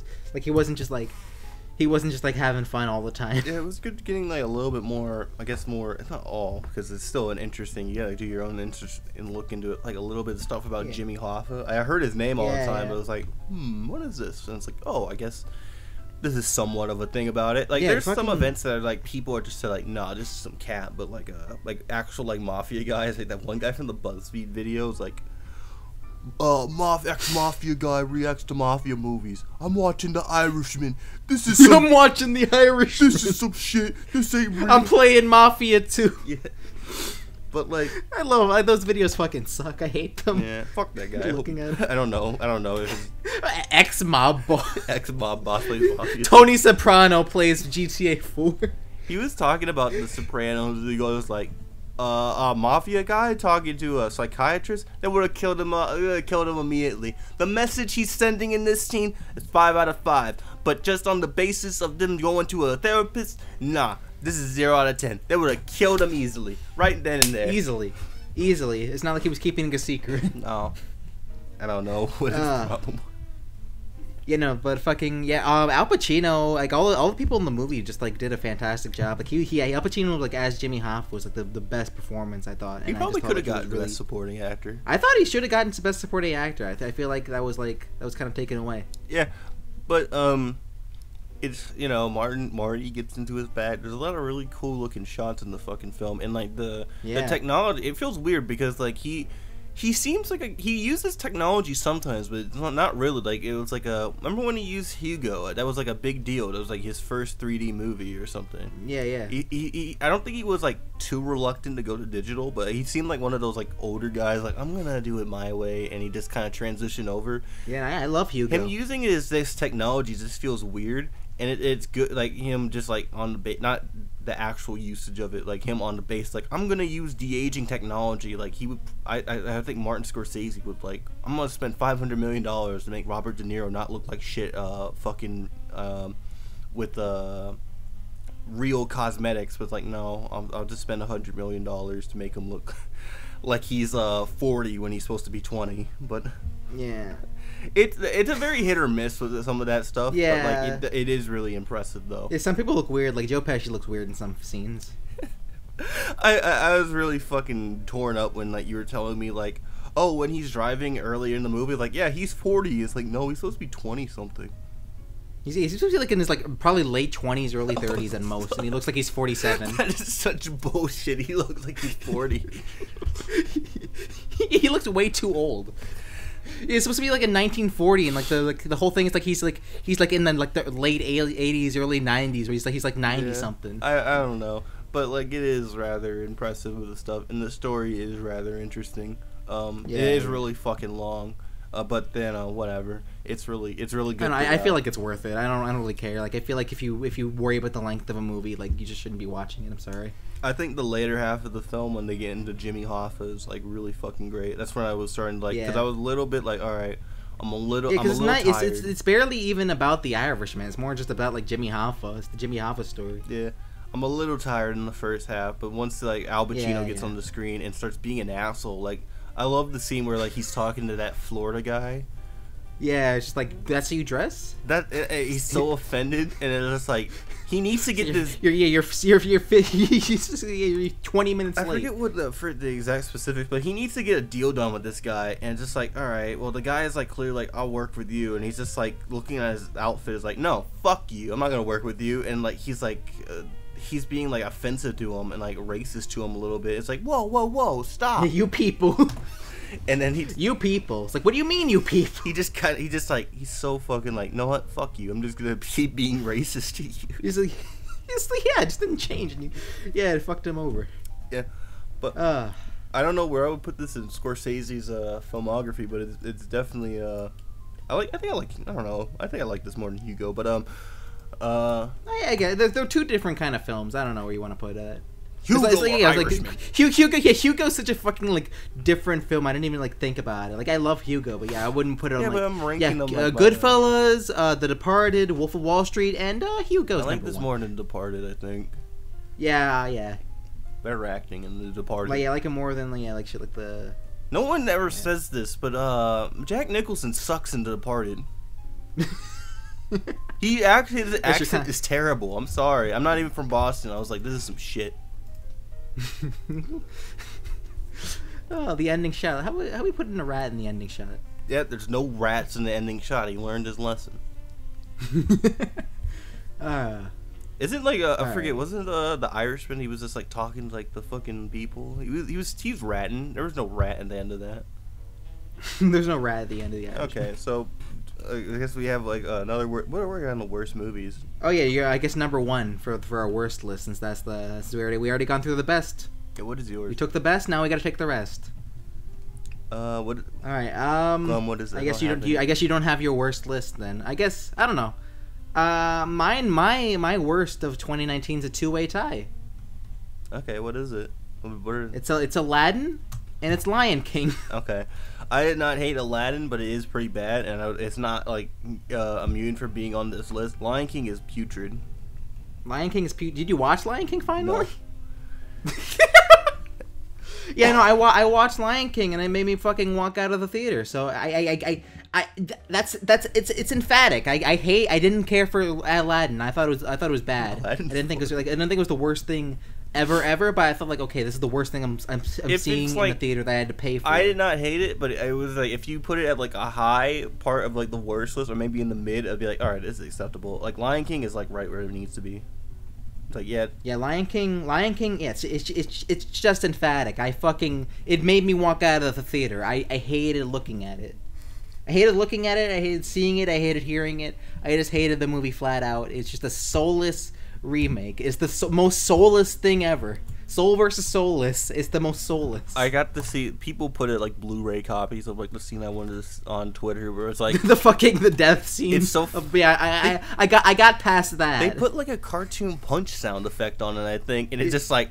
Oh! I think what gets me is the fucking Simba roar, because like you see Simba is like no, but it like the camera pulls out like in the original, but it's like way too quick. It's like it looks awful. It's digital and terrible. I didn't see the fucking sex scene. I wanted to see that one. Yeah, I wanted to see Donald Glover have sex. Do they have genitals in that? I didn't look. That's what I would start looking. It was like yeah, I wanted to see Eric Andre Hyena's testicles. They made Eric Andre look like shit. Yeah. Yeah, that's the thing. He was in the movie. He wasn't funny. I didn't like him. I didn't like his characters. I didn't like him being there. I had enough. I just wanted to leave, and I left. Yeah, well, you know, that's about right. Yeah, that is the worst one. So, I guess I'll go through, since I had a lot of movies I saw. I'll go through honorable mentions. I guess we could do our honorable mentions. Okay, yeah. So movies that weren't mentioned. I really enjoyed Rian Johnson's Knives Out. I felt like that was a really... Knives Out was really good. I was surprised by how good it was. That was a really good whodunit. I kind of knew who it was immediately. Oh, everyone knew who it was. That was like way too obvious. I think my favorite thing about that one was just like how many different people of like rich people that they like put in that movie. Like there's the right leaning like conservative type like fuck them, and then there's like the I love like immigrants liberal, and then like and then there's like the shitty children that's just like the shitty children. What I loved about them is that when like the little Mexican girl's like, oh no, he left the money to them, they all fucking form like Voltron. Yeah, they all just like yell at you. Fucking Jamie Lee Curtis is just like, fuck you, that's my money. There's like these like she's like a wine mom liberal or something, and goes like. Yeah, she's so nice. Like, if she's not, she puts on the front. And she's like nice to the fucking detectives. But like when she like immediately, like, yeah, your money's gone. It's not yours anymore. It's like this house doesn't belong to you anymore. What the fuck? It's like, listen here, you little brown. Listen, it's like all fucking like cuts off. Yeah. Daniel Craig was really good. Yeah, that was so funny. His shitty accent. Yeah. It's just like. It was just like it was so terrible, but it was like it was It just became endearing. It really did. It's just like he forced it to be endearing. Yeah. And what's his face? Lakeith Stanfield's in it. He's not really that. He's not that much in it. He was okay in though. Yeah. So that was really great. Rian Johnson, did it again. Based. Okay, that was cool. The Art of Self-Defense. Did you? I did not see that. Okay, so this is a movie that I went in with like no knowledge of, and it was really weird. So what's his name? Jesse Eisenberg. Yeah. Like. I thought this movie was like, okay, I looked at the poster. Have you seen the poster? I've seen the poster. I know what it looks like. Okay, so I thought this was just Jesse Eisenberg going into a movie, just being an idiot, just like, I'm gonna learn karate, I'm gonna go beat up the bullies. And it wasn't. It's like Jesse Eisenberg's like some 35-year-old like fucking like like he's like some 35-year-old guy that helps like that sells people insurance or some shit. I don't know. It's like he's like some tech fuck that everyone just says like, you're fucking like socially retarded, get away from me, you freak. And like he has no friends, he doesn't know how to speak to anybody, he lives alone, his only friend is like a dog. And then he gets randomly beat up by like some fucking like biker gang or some shit. Okay. And he's like, okay, well, I'm gonna go buy a gun. And then like he's about to go buy a gun, and then he goes to like some karate place, and it goes like, guns are for pussies. And he's like, okay, I'm not gonna get a gun, I'm gonna learn karate. And then like it's a fucking dark movie. It's like Fight Club. It's like a yes, it's like fucking Fight Club. Okay, I gotta watch this then. Yeah, it's like wait a minute, this is a film about toxic masculinity? What the fuck? Like, what is this? it gets really dark. It's like, oh my god. Alright, yeah, like, I'll definitely check that out. Alright, I thought this was a funny movie where everyone's like, I'm gonna go to the karate tournament and win. Alright. No. Missing Link is an honorable mention for me. I like that movie a lot. Oh yeah, that one. I didn't put that one. I watched that. Missing Link was that. Yeah, it's just a fun movie. It was better than I expected, even though I guess because I just kept seeing the fucking design for the Bigfoot, and I just thought like, oh, that looks like shit.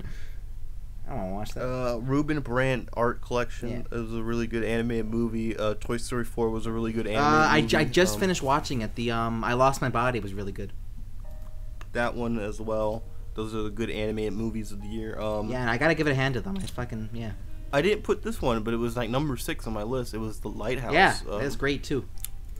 The Lighthouse was a really phenomenal. It was a really great film. And the guy that made the bitch, and it was just like, it was really good watching. Like, it's really great, really refreshing to see Robert Pattinson like redeem his like. I mean, it feels bad because he's been in a lot of good movies. He's been in some good movies even before he was in Twilight. But like it doesn't matter. He was in Twilight. Yeah, that's what everyone knows. Like Taylor Lautner's never coming back. Kristen Stewart's I think he like. I didn't watch the movie, but I felt like he redeemed himself when he made Good Time. Yeah, I need to watch Good Times again. But like, you know, I'm glad that we're like past that, and he's just in movies like this where he's just like weird, and he's just like with fucking what's his fucking name? Willem Dafoe. William Dafoe just freaking out and everything. Just yelling at each other, farting at each other. The fucking ending shot of Willem Dafoe. Oh yeah, Willem Dafoe is awesome. Yeah, I love him. I felt like he should have been best supporting. Yeah, that was a rare. Screaming at him like. Klaus was pretty good. Klaus was really good. Yeah. It's probably the best looking animated film of the year. I liked the movie a lot. I didn't care for the one thing I didn't care for was like the weird conflict near the end, but that's about it. That's like the only gripe I have with the film. The Last Black Man in San Francisco. It's a really good movie about. Yeah, I heard those are really good. How like this guy, like it's basically a good movie about like gentrification, like the San Francisco area, like certain houses. Damn. So that's pretty cool. I watched a movie that had a bunch of Chinese people called The Farewell. It was with the chick from like Aquafina from Crazy Rich Asians and some other shit I didn't watch. That was a really tugging at your heartstring kind of movie. It was about like how like Mima got cancer. Oh no! And like some guy's getting married is like, oh, this is her last thing. I don't want to tell her that before this because like they're under depression. Like if you tell her that she has cancer, she's gonna die right on the spot. Yeah, Midsommar was pretty good too. I saw that. I don't care for like a lot of horror shit, but I like that movie a lot. Like it just looked very good. Yeah. 1917 was really good. It got worse when you think about it a little bit more in comparison to like the other movies. Damn. Yeah. I felt like it was really good, but like I don't know. It felt like a Dunkirk. Like it felt like a cuck Dunkirk because Dunkirk had like Dunkirk is really good visually, but like Dunkirk is so great with like the sound. Yeah, the sound's like what makes that movie great. 1917 is like it has an okay score, but it's not really anything like to write home about with sound. But like visually, I think it was really good. Some people don't like it because it just kind of like contrasts with what's going on. I like that. I think it looks really nice. I like Detective Pikachu a lot. Like looking back, I feel like I appreciate the movie just a little bit more. Like I know it's still pretty like middle of the road movie. Like at the end of the day, but I still think it's like one of the better, probably the best video game movie that we're gonna have, possibly. Yeah. There's a movie with Shia LaBeouf. Yeah, Peter Pan Falcon. A really good, really feel good movie with like some guy that actually has like what's going on with him. I don't know what he has, but it's something.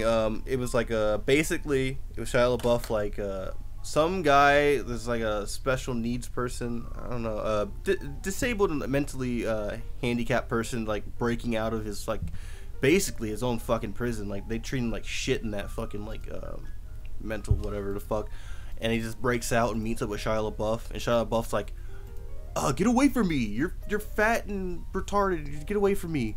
And they like Shia LaBeouf has his own thing where he's like running away from like water people or some shit like hillbillies, and like they form a bond and it's really beautiful and it's really empowering. And Shia LaBeouf's like, you know what? just because you're a little bit different doesn't mean that you can't be anything, and it really makes you feel good. It's like that guy becomes like a wrestler and he gets his ass beat. No. That's cool. Yeah, I heard it was pretty good. I know they were at the Oscars together, and he had the guy do the speech for him. Not the speech, like the reading of the people. Really good. Birds of Passage. I finished this one. It's probably on the lower end of it, but it was really BOP? good. Yeah, Bop. It was a really interesting like movie. I forget which was it, Mexico or something, but it's just like a lot of it about like weird traditions and like real like religious like fucking shit where it's just like, no, if you break tradition, the spirits will be mad, and it's like if you kill him right now, you kill the messenger, the spirits will be mad, and they just fucking like, yeah, it's just like a war between something, because like a really big fucking war between like two different like sects. It's like really fucking I don't know. All right. Oh yeah, and Alita Battle Angel was pretty good. Yeah, that one was good. That was surprisingly good. That was weird. It sucked in the first part of the movie and then kept going and was like, oh, this is good. Yeah, like I thought it was surprisingly that movie brought me in. I thought it was gonna be like Speed Racer Part 2, but it was better than that. It was just really good. It was just a good, fun action movie. I think that's all mine. Once Upon a Time in Hollywood, Glem had it on there. It's really great. Yeah, I just didn't like it as much as he did. That's understandable. And this is not a movie, but it might as well have been. It was When They See Us. Have you seen that? No. It was from Ava DuVernay, the person that did Selma, and that one movie with Oprah and like the black girl. Wait, so what is it if it's not a movie? It's like a Netflix. It's like thing? a little Netflix mini series, I guess, but it kind of feels like a movie. It was about like the Central Park 5 and like all that. And it's like I didn't really know. I kind of knew about it, but not really. It was like, what is this shit? And I was like, whoa. Huh. That's where I watched it at my cousin's house by myself, and it was like very weird because I'm watching this movie about like how these guys get falsely accused of like rape, and they like show depictions of it, and like people are walking by with like chips and Lays and like soda. I was like, what are you watching? It's like, oh, I'm watching When They See Us, and it's like, help me, rape. What the fuck? All right. Yeah, it's really brutal. It's really fucked up. It's like those guys go into jail for like, some of them go in for like decades. God damn. They got money though, so all that trauma didn't mean anything. Yeah, whatever. You could just buy away. It's kind of like a commentary about like with Donald Trump too, because he was going ham on those guys, like, like he wanted them executed, like fucking like execute. I bet he fucking did. Like they're like a bunch of teenagers that commit like some like assault or rape on like some woman. He's like, execute them. Like, dude, god damn. Yeah, it was fucking weird, but. All right. Really good films. Go out and watch them. You probably won't. Yeah, go out and watch like half of them. Watch like 2 of them. Yeah, watch at least pretend you watched one. Yeah. No, but yeah, it was pretty good. All right, this was a good list. Pretty cool. All right, I guess we're gonna get into questions now. That's pretty good. Okay, let's get into some questions. All right. So yeah, if you want to ask us a question, be sure to join the Half and Half Discord page and ask us stuff in questions and suggestions. Yeah, and then Mars, your fucking YouTube channel's coming back, so we're probably gonna be back into the swing of things, hopefully. It has been a month and a half, so Half and Half has not hit soil on MarsReviews 2. And what a shame! It never came out on MarsReviews 2. Damn, I don't know. What a shame. Bernie's mad. Nah, he just use it for like some other stuff. I think he said he was gonna use that as like an archive channel for something. Yeah, whatever. I mean, it's still technically like an archive channel for you too. So I'm delete all this. Okay. What is the question? Bye. All right. Let's go into questions. All right. All right. From CK Draw Stuffs. Oh, their birthday is 3/13. Okay, thanks. Question: have you seen Glitch Techs? If so, thoughts on it? I've not. I was going to watch it. I didn't watch it. My thoughts on Glitch Tech so far. It looks really good. It looks like a level up, but not cringe. Yeah, it looks like a good video game, like a TV show that's like about it, but isn't boomer. It looks like an actual a person that made it look like cared about games to a degree, to where it's like, okay, this is not an embarrassing. The only other thing is I keep seeing weird depictions of that one character, and I was like, I don't want to see it anymore. Okay. Okay. You know what I mean. All right. You know. Yeah, what I know it what you is. mean. We're not gonna talk about that then. All right. Okay. Okay. From Drock, because it's French. Wave. Chagol. Madio. You worried about coronavirus, or do you have it yet? Mark, do you have it? Are you dying? There was a person that has a case of it in Kentucky like a day ago. I mean, are we looking at patient 0 right here, Mark? What are you doing?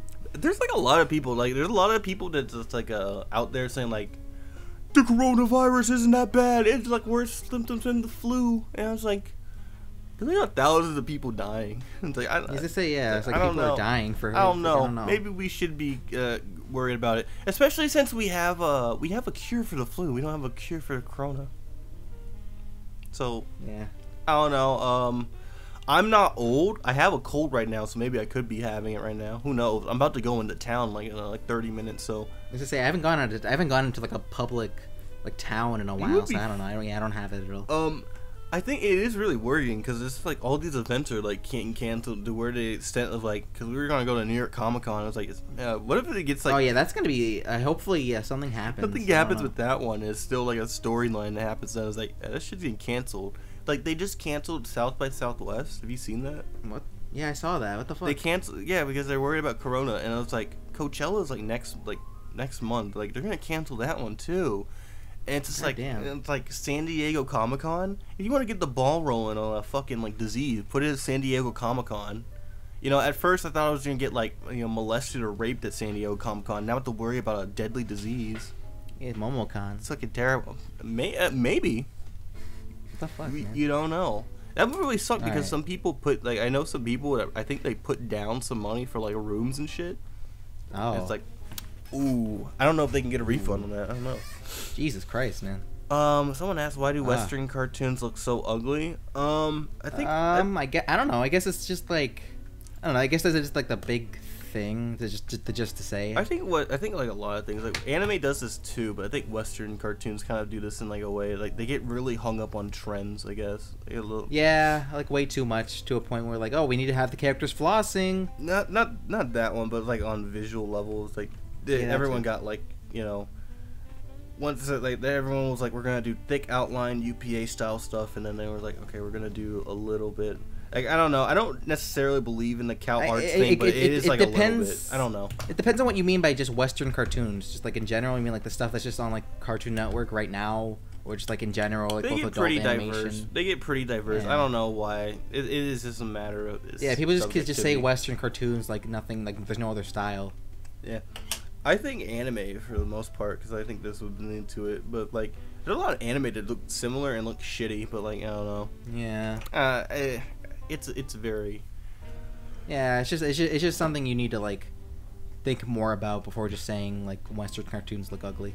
Yeah. Like all of them. Like some guys looks like the trailer for Connected came out, and like one of my friends is like, yeah, I think I'm just done with 3D animation. They all look the same, and like.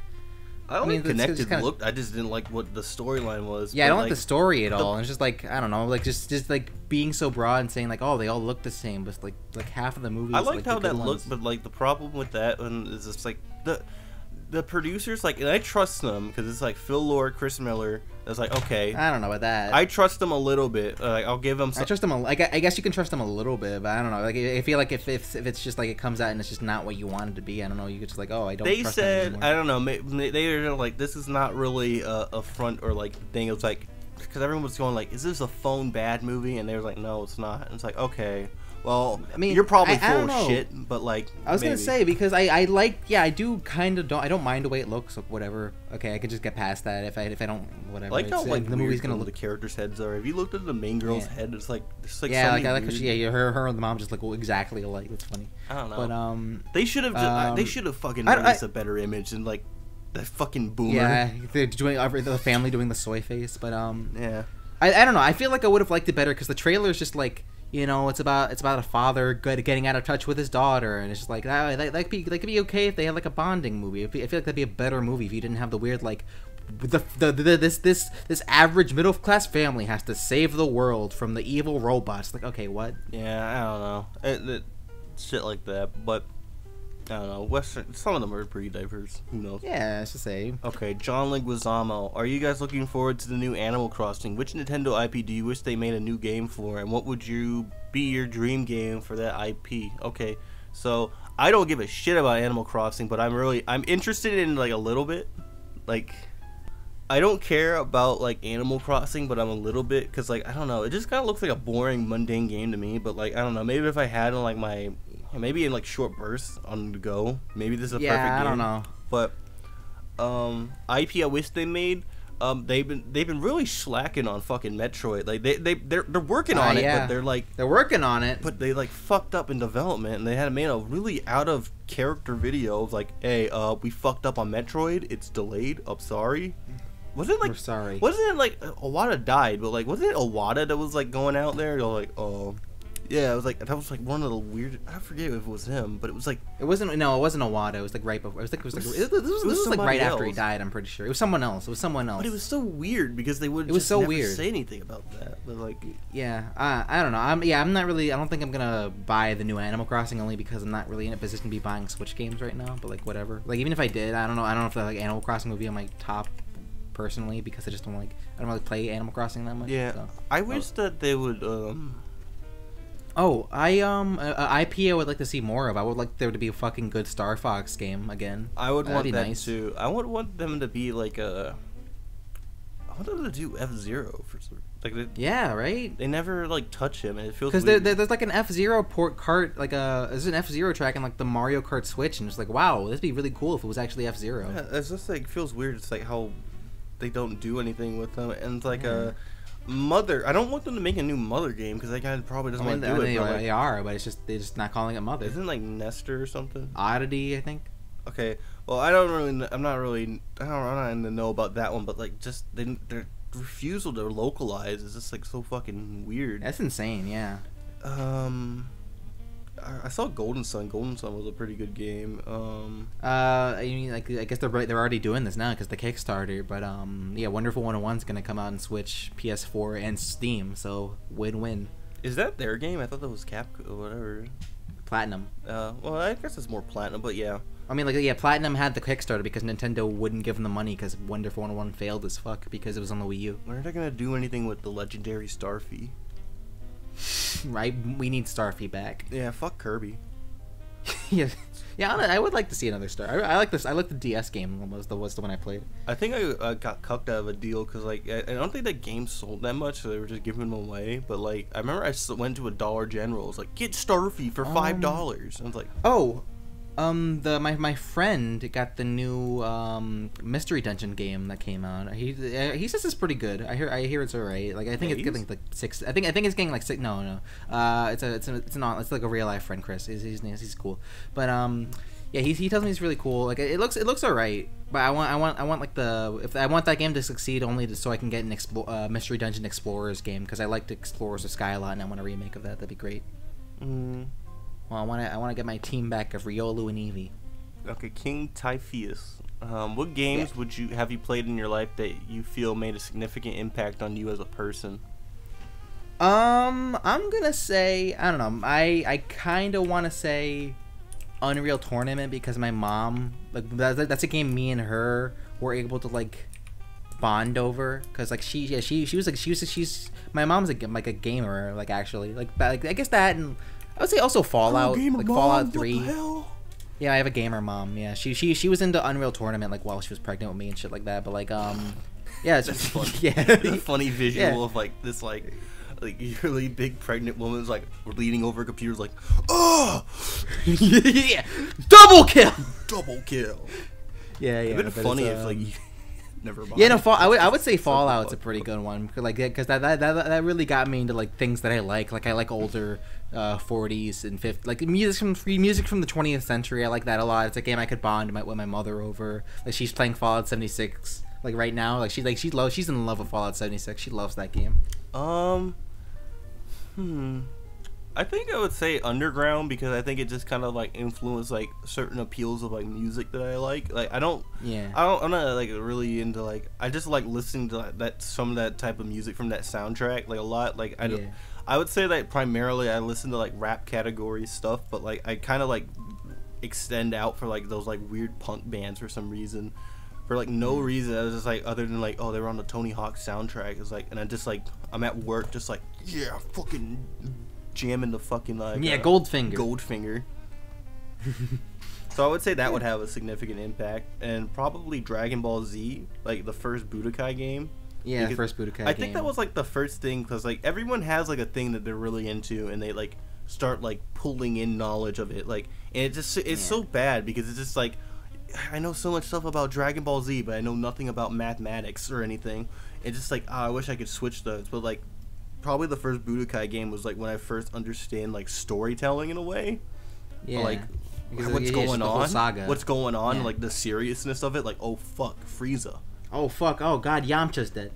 And just like looking at the screen, like, no, Krillin, no, no. Ah, no, he came back though. I just really loved how like they like represent, like, the game kind of looks like shit, like weird 3D. It does, but it's got a charm to it, because like, yeah, they just try and replicate the anime style, and they just do goofy shit with it, like the fucking what if scenario where fucking Cell bonds with Krillin and he's just a little manlet now. Yeah, it's just like, I loved all the recreation of like that. So probably Budokai 1 and like Tony Hawk Underground, some of the earliest games I ever played, and maybe Dynasty Warriors, like because like those are like games where like they had an impact on me of like, you know, our family feels very segmented in like our interests, but like I remember like just at the time was like, oh well, this is the game that we just sit down and play with each other. And it's like, oh, that's a bonding moment.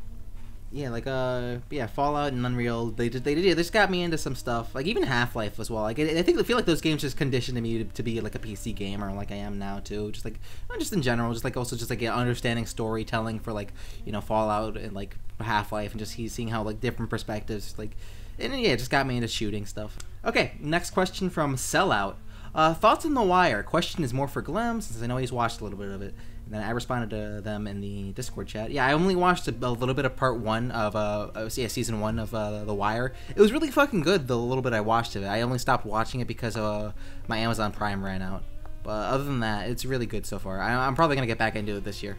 But yeah, it was really, really good. But I heard that season 2 is kind of iffy, and I know Sheep says like it's only good in the first 3 seasons, and don't want season 4 or 5. But I don't trust them at all. But yeah, I don't know. I would recommend it. I guess it reminds me of like last year I watched the entirety of The Sopranos around this time, and it was really that's a great ass show. That's a movie. That show's really good. Yeah, I never saw The Wire. Okay. I think someone's asking my favorite anime. Cosmonaut like Kira asks, "What's your favorite anime of this year?" Mars, I didn't watch any anime this year. What's your pick? Year? 2020 anime. Or I guess 2019. I guess also 2019. 2019. Fuck.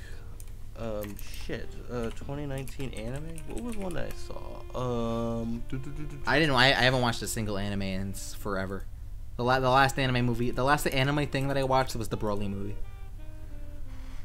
Okay, let me 2019 Dororo was really good. Okay. That was really good. That wasn't 2019. I don't think that wasn't Devilman. Shit.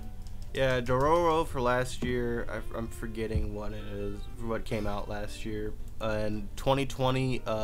Keep your hands off of the Azokin or the Video Club. Okay. That's really cool.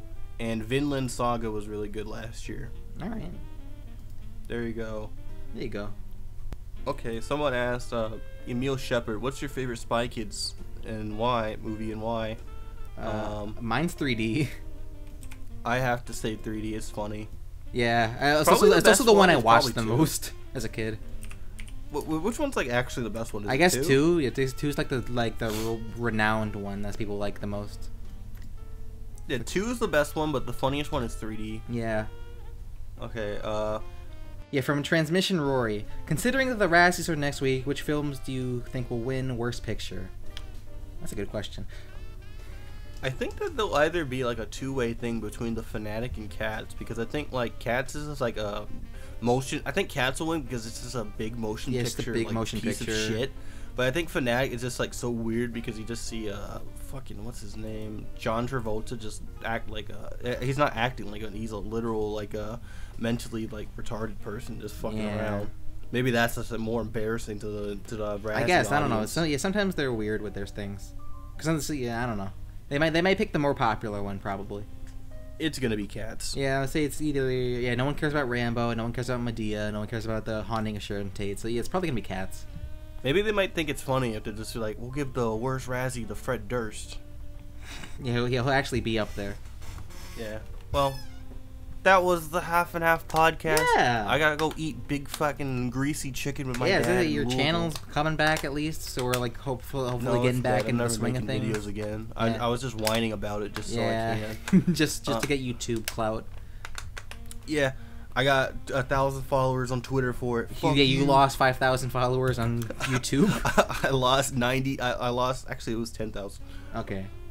Yeah, it was like I think it was 105, and it was like 95,000 now. So, thank you, Coinbase. Your base. Yeah. Make sure to sign up with Coinbase and get some free Bitcoin. Yeah, really, really, really cool guys. Really great. All right. Yeah.